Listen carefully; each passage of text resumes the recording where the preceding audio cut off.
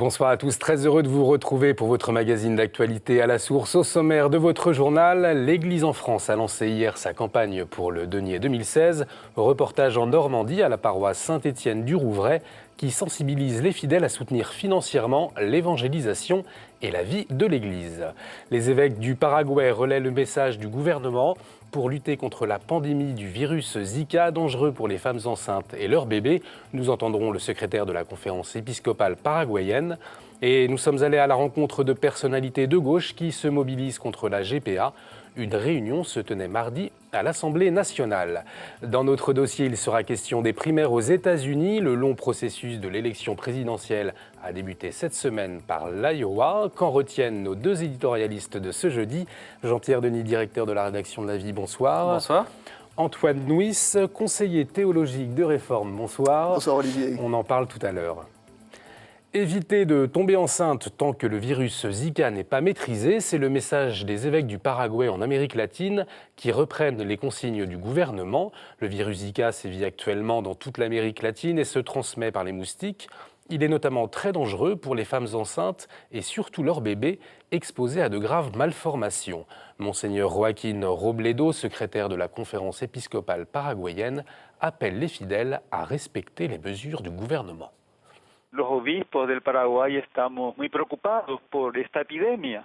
Hemos exhortado a apoyar esta campaña de prevención y eliminación de estas enfermedades. Se le pide eso a las mujeres para un poco evitar el embarazo en este tiempo, sobre todo de verano aquí que hay tantos mosquitos, ¿no? Tantos bichitos que transmiten estas enfermedades, para proteger que los padres tomen conciencia de eso, de evitar, ¿verdad?, que los niños salgan deficientes o minusválidos con esas consecuencias que esta enfermedad tan terrible, tan horrible trae. Eso es. Pourrait-il y avoir un dégel dans les relations entre la Chine et le Saint-Siège? Le gouvernement chinois a réagi aujourd'hui après l'interview donnée en début de semaine par le pape François au quotidien en ligne Asia Time. Il fait part de son admiration pour la sagesse, la culture et le savoir technologique du peuple chinois. Il l'a aussi encouragé à se réconcilier avec son passé et à dialoguer avec le monde actuel. Les autorités de Pékin ont déclaré avoir pris en compte les paroles importantes du pape. Son entretien a d'ailleurs été diffusé sur les canaux de communication officiels du pays. En Asie toujours, mais au Vietnam, cette fois-ci, une université catholique va ouvrir ses portes, une première pour le pays. C'est le fruit d'un échange entre l'Église catholique et les autorités, en général réticentes à toutes les initiatives venant de l'Église. L'Institut catholique du Vietnam ouvrira à Ho Chi Minh en septembre prochain, un signe positif alors même que les mois derniers ont été marqués par des tensions à propos de la loi sur les libertés religieuses. Retour en France avec un nouveau projet de solidarité pour les réfugiés. Indignés par les conditions de vie des migrants dans la ville de Grande-Synthe, des jeunes catholiques ont choisi d'agir. Dans ce camp de fortune situé dans la banlieue de Dunkerque, 2000 hommes et femmes et enfants s'entassent dans la boue, comme vous le constatez sur ces images. L'équipe du projet Les Pieds au Sec lance un appel. Une distribution de vêtements est prévue dans 15 jours. Nous avons rencontré Camille Giraudot à l'origine du projet. Les Pieds au Sec, c'est né sur une indignation par rapport à la situation des personnes qui survivent dans des conditions vraiment terribles sur le camp de Grande-Synthe. Alors notre collecte va se faire de deux natures différentes. La première, ce sont vraiment des dons en nature, donc des bottes en bon état, des après-ski, des baskets, et puis des chaussettes chaudes, type chaussettes de ski, et des gants. Voilà. Et la deuxième partie des dons sont des dons en euros, qui vont être donnés donc, au Secours catholique de Dunkerque et qui vont permettre d'acheter des biens de première nécessité comme du bois de chauffage, des cartouches de gaz pour faire la cuisine et d'autres choses dont les personnes ont un besoin prégnant sur place.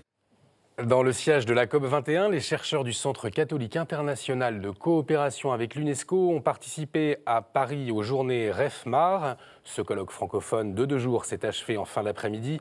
L'objectif est de lutter contre la montée du niveau de la mer. Il est urgent de sensibiliser à l'éducation environnementale pour Denis Chêne du Centre catholique de coopération à l'UNESCO.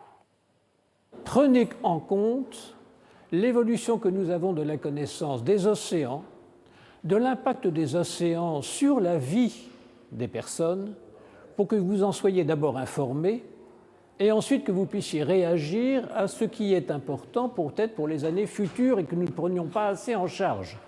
Par exemple, quelle réaction les humains doivent-ils avoir s'ils veulent vivre dans les régions côtières? Quelles peuvent être les solidarités qui peuvent exister entre les personnes si jamais il y a des catastrophes? Les chrétiens ne sont jamais seuls dans la vie. Les chrétiens ont toujours un environnement. La planète nous est confiée, et qu'est-ce que nous en faisons? Comment nous pouvons améliorer la connaissance que nous en avons au bénéfice des humains? Des personnalités de gauche s'opposent aussi à la gestation pour autrui. Hier, les assises pour l'abolition universelle de la maternité de substitution ont rassemblé des chercheurs et des personnalités politiques comme José Bové ou Benoît Hamon à l'Assemblée nationale. Sous l'impulsion de Laurence Dumont, députée PS du Calvados, les participants ont pointé les dérives entraînées par la GPA. Ils ont aussi tracé des pistes pour une interdiction au niveau mondial. Il faut que la gauche se réapproprie ces sujets, a expliqué Marie Geoffray, la présidente du collectif pour le respect de la personne, au micro de notre journaliste. Et on voit bien que la gauche prend conscience qu'un débat progressiste, c'est l'abolition du trafic des mères porteuses, pour respecter les droits humains et contre la marchandisation du corps dans tous ses aspects. On ne peut pas tronçonner le corps humain. Le corps des femmes, c'est les femmes. On ne peut pas couper son corps et le vendre en pièces détachées. Il faut déclarer que certaines choses sont hors marché pour lutter contre une mondialisation de l'exploitation. Depuis hier, les diocèses français ont lancé leur campagne pour le denier 2016. Les évêques ont la volonté d'attirer des donateurs plus jeunes. Après une enquête menée ces 3 dernières années, la génération 30-50 ans donne au coup de cœur, mais ne s'inscrit pas dans une démarche régulière de dons. Il faut donc s'organiser pour mobiliser les fidèles. Notre journaliste Florent de Brito s'est rendu dans une paroisse près de Rouen. Reportage. Dans quelques semaines, les paroissiens de l'église de Saint-Étienne du Rouvray seront sollicités pour le denier du culte, une période essentielle pour le père Auguste, le prêtre de la paroisse.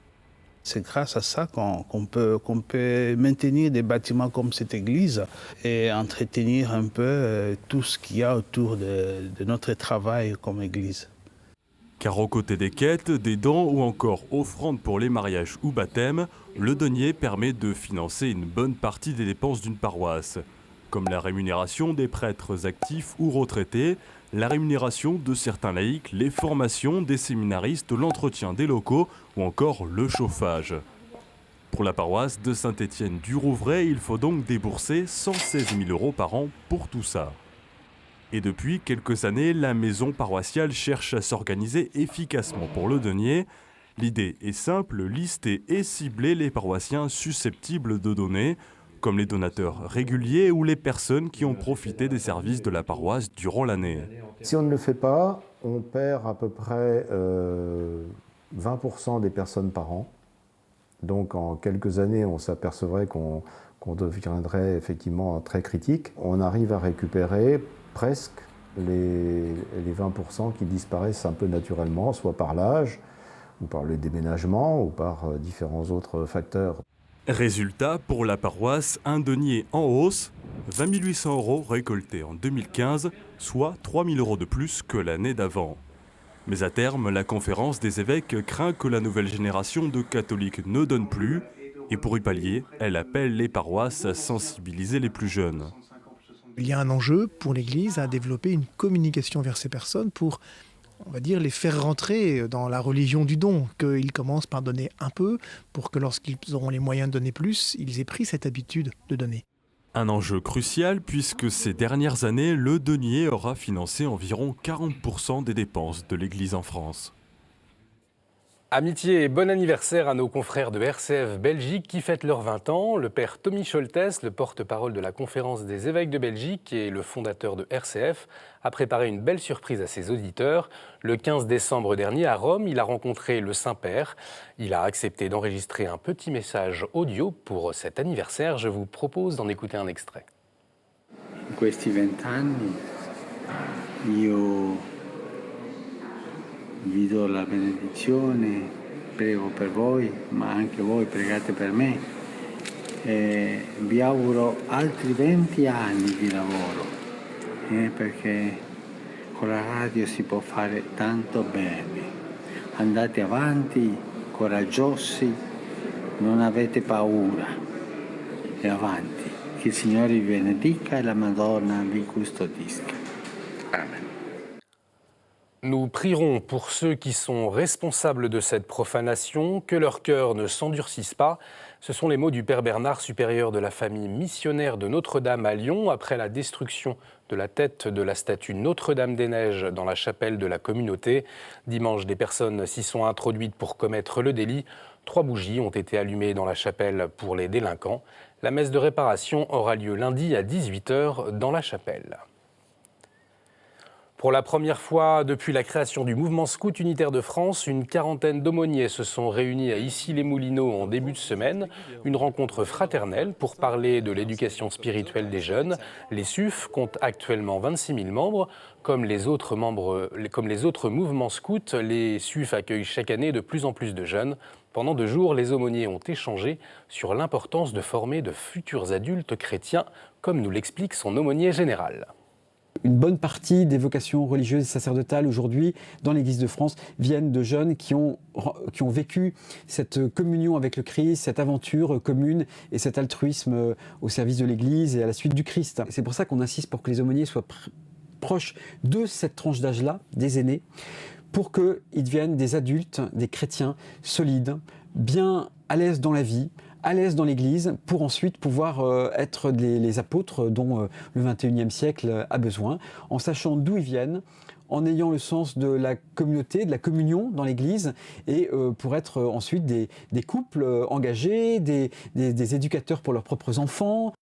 Pour vivre leur foi, les jeunes ont aussi les JMJ. Dans toute la France, ils se préparent déjà à vivre ce temps fort qui se déroulera à Cracovie en Pologne du 26 au 31 juillet. De nombreuses initiatives fleurissent, comme cette vidéo réalisée par les jeunes du diocèse de Fréjus-Toulon. Je vous propose de regarder un extrait. J'ai envie d'y aller. Moi, j'ai pas presque envie d'y aller. J'ai trop envie d'y aller. 2 millions de personnes. Ouais, mais moi, j'ai presque plus que toi envie d'y aller. Et ouais. En gros, j'ai envie d'y aller. Ah, ça va, j'ai compris. Je suis à bloc. T'es bloqué. Allez, on termine avec du sport. Le Saint-Père a reçu le célèbre joueur de football brésilien Ronaldinho hier. Ensemble, ils ont annoncé qu'un 2e match pour la paix aura lieu le 29 mai à Rome. Il y a 2 ans, une rencontre interreligieuse avait déjà été organisée avec notamment la star de foot Maradona. Une initiative du réseau des écoles pour la rencontre, née en Argentine et soutenue à l'époque par l'actuel pape. On continue notre magazine avec la chronique du Père Rouget. Cette semaine, il parle des politiques qui bien souvent retournent leur veste.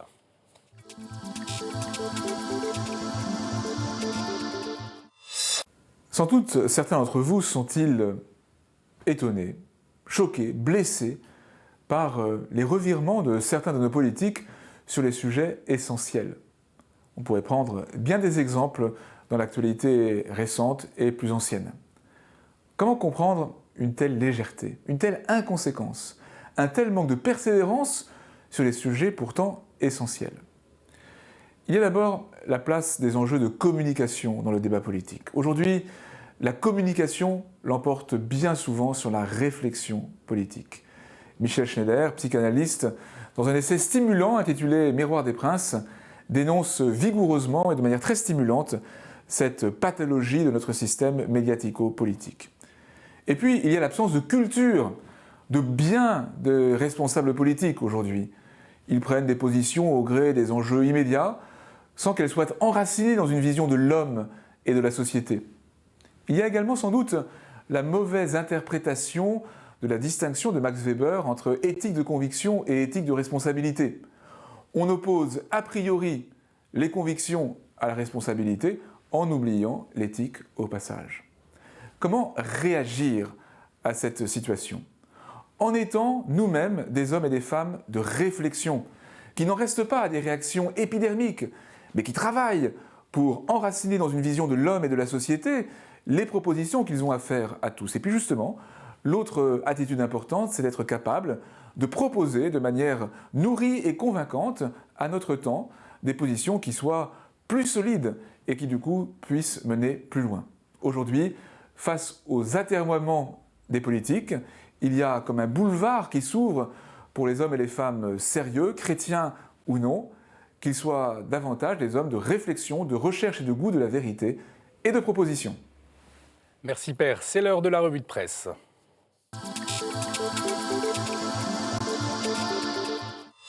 Et on commence avec l'hebdomadaire protestant Réforme qui fait sa une avec le président François Hollande. Et cette question, où nous mène-t-il? Alors Antoine Nuis, sans tout nous dévoiler du travail des journalistes de Réforme, il nous mène où le président? Eh bien justement, on ne sait pas trop. Je veux dire, on a l'impression que nous sommes dans une séquence assez floue, notamment avec ce dossier dont personne ne sait trop quoi faire de la déchéance de nationalité. Et s'il y a une chose qui est claire actuellement, c'est que la ligne du gouvernement est totalement peu claire. Merci Antoine. Et on continue avec l'avis. Jean-Pierre, on profite également de votre présence pour nous dire ce que les lecteurs vont pouvoir découvrir cette semaine. Écoutez, je ne peux pas ne pas faire allusion au sujet qu'abordait le père Mathieu Rouget, et je ne peux pas ne pas mettre un nom sur ces hommes politiques. Ce nom, c'est évidemment Nicolas Sarkozy, tout le monde l'aura compris. Son revirement à propos du mariage pour tous, vous vous souvenez qu'il avait dit oui, j'abrogerai cette loi. Il vient d'écrire non, je ne l'abrogerai pas. Et c'est vrai que c'est un exemple de ces revirements qui discréditent la vie politique. On a enquêté là-dessus sur le malaise que ça pouvait provoquer chez certains catholiques. Merci Jean-Pierre. France catholique propose, lui, un portrait sur un prêtre américain qui a sa méthode pour évangéliser les jeunes. Pontifex, c'est son nom de scène, fait du rap. Un bon moyen pour lui de remplir les églises. Et c'est Padre Pio qui fait la une de Famille chrétienne cette semaine, un modèle pour suivre le carême, alors que son corps est exposé dans la basilique Saint-Pierre de Rome du 5 au 11 février. On termine avec Pèlerin qui consacre un dossier pour vivre le carême dans une sobriété heureuse. À noter également un débat sur la prolongation de l'état d'urgence. Pas besoin de cela pour lutter contre le terrorisme pour Clarisse Taron, présidente du syndicat de la magistrature. Il s'agit de protéger nos concitoyens pour Michel-Antoine Thiers du syndicat des cadres de la sécurité intérieure. Voilà pour votre revue de presse, il est temps de retrouver nos invités.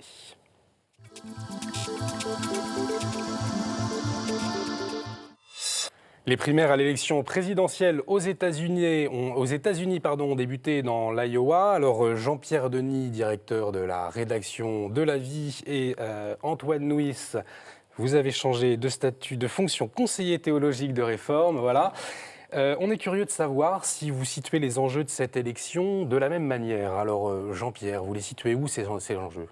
Ouais, on est confronté évidemment cette fois-ci à une montée aux extrêmes, pas seulement dans le parti républicain avec la candidature de Donald Trump et le succès du sénateur Cruz dans l'Iowa, mais on voit bien aussi que du côté démocrate, il y a une insatisfaction avec une candidature qu'on peut qualifier de populiste, en tout cas très à gauche, beaucoup plus que ne l'est Hillary Clinton, qui apparaît comme la candidate de Wall Street. Et donc il y a un malaise dans les démocraties, pas seulement aux États-Unis, pas seulement chez nous, évidemment, pas seulement aux États-Unis.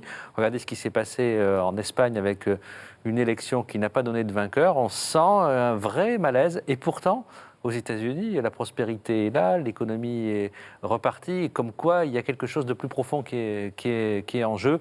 Derrière, évidemment, les outrances populistes, il y a quelque chose qui cloche, qui est exprimé. Il y a quelque chose qui cloche pour vous aussi, Antoine? Moi, je trouve qu'il y a quelque chose de très intéressant dans ces élections, c'est le rapport à l'argent. Et je veux dire que, pour moi, une des grosse faille du système démocratique aux États-Unis, c'est justement le fait que, en gros, il faut de plus en plus d'argent pour gagner les élections, et c'est les plus riches qui gagnent. En tout cas, alors, jusqu'à maintenant. Et en tout cas, ce qui fait que les élus, souvent, sont un peu prisonniers de leurs financeurs. Et là, on voit que ce sont les lobbies. Alors, les grands lobbies, c'est le lobby de la défense de la circulation des armes et le lobby climato-sceptique, je veux dire, contre la COP21. Et en gros, ces lobbies sont riches et ces lobbies font pression sur les candidats. Et jusqu'à maintenant, moi, quand je voyais ça, j'étais un petit peu inquiet sur cette évolution. Vous savez, en 2010, il y a eu un décret de la Cour suprême qui, justement, interdisait de limiter les financements des actions des partis politiques. Et quand j'ai vu ça, ça m'a un peu effrayé. Et je me suis dit, quelque part, que pour faire le parallèle avec la France, peut-être qu'une des lois les plus importantes pour la démocratie française, c'était justement la limitation des financements des partis politiques. Alors, maintenant, pour revenir aux États-Unis, donc là, il y a un emballement qui se fait. Et il se semble que dans ces élections, d'une part du côté des démocrates, Bernie Sanders, qui effectivement obtient un score inattendu, même s'il est encore un peu derrière Hillary Clinton, justement en jouant le contre-jeu de ces financeurs et en essayant justement de faire de la politique autrement. Et pareillement, alors côté républicain, je dirais, Trump il est tellement riche lui-même qu'il n'a plus besoin des bailleurs de fonds habituels du parti républicain. Mais il me semble que là, donc, il y a à la fois des excès et à la fois des contre-pouvoirs qui s'installent, et on est dans une situation relativement nouvelle, me semble-t-il. Oui, je dirais qu'il y a même une morale ou quelque chose en tout cas de rassurant. Quand on regarde ce qui se passe chez les républicains, l'argent que Jeb Bush a mis dans la campagne dans l'Iowa pour ne récolter que quelques milliers de voix, comparé à Mario Rubio, républicain dit modéré, qui a disposé de fonds beaucoup moins importants et obtenu un résultat excellent. Donc, peut-être que l'argent ne peut pas tout acheter, ça serait plutôt rassurant. Alors, on voit qu'il y a l'argent, puis il y a aussi la foi. Est-ce que pour vous, la foi, ça peut être l'élément pour aller jusqu'au bout? Il y a un phénomène dont on ne parle pas beaucoup, c'est presque le phénomène inverse. Les États-Unis sont, je pense, en train de changer. Il y a le nombre de personnes qui se déclarent non affiliées, sans religion, est en augmentation assez régulière, et en particulier chez les jeunes.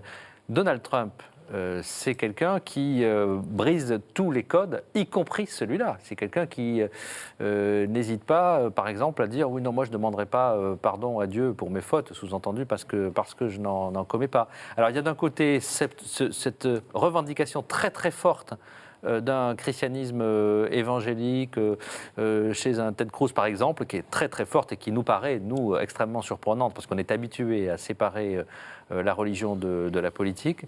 Mais d'un autre côté, je sens qu'il y a un autre phénomène qui monte, et il y a peut-être une polarisation, justement, entre ces deux tendances. Antoine, vous l'avez observé, vous aussi, ce phénomène? Oui, mais alors bon, la société américaine est une société qui est bien plus religieuse que la société française, hein, et dans laquelle on parle tout le temps de Dieu, de son affiliation à l'Église, de quelle Église, et toutes ces questions-là.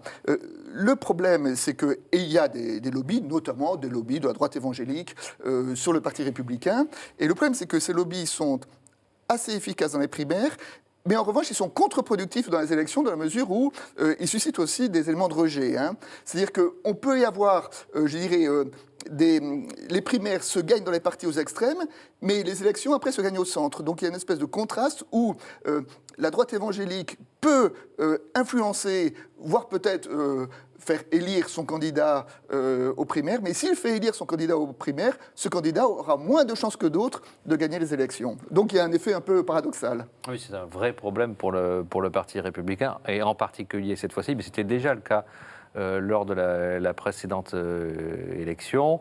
C'est un phénomène qui est encore accentué depuis l'émergence du Tea Party. Donc la poussée de ces candidats républicains vers des revendications, non seulement des revendications religieuses qui sont pour nous tout à fait étonnantes, mais aussi des revendications qui accentuent le clivage de la société américaine et qui, d'ailleurs, si on les écoutait, rendraient l'Amérique tout simplement ingouvernable.